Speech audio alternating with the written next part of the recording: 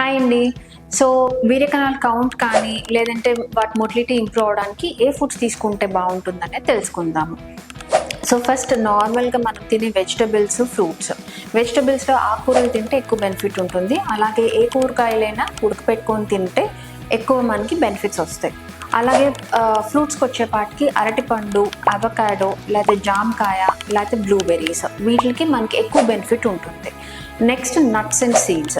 నట్స్లో మనం ఎక్కువగా బాదం పప్పు కానీ లేదంటే వాల్నట్స్ వీరెండిటికి ఎక్కువ బెనిఫిట్ ఉంటుంది. అలాగే మనకి చెరుకు రసం వారంలో అట్లీస్ట్ ఒక 2-3 టైమ్స్ తీసుకుంటే మనకి కొత్త వీర్యకణాలు తయారవడానికి కానీ వాటి క్వాలిటీ బాగుండడానికి కానీ హెల్ప్ అవుతుంది.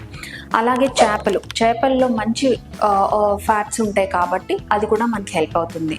కూరల్లో వాడే నూనె, ఆలివ్ ఆయిల్ వాడగలిగితే దానివల్ల మనకి ఇంకెక్కువ బెనిఫిట్స్ ఉంటాయి. Akkineni fertility centre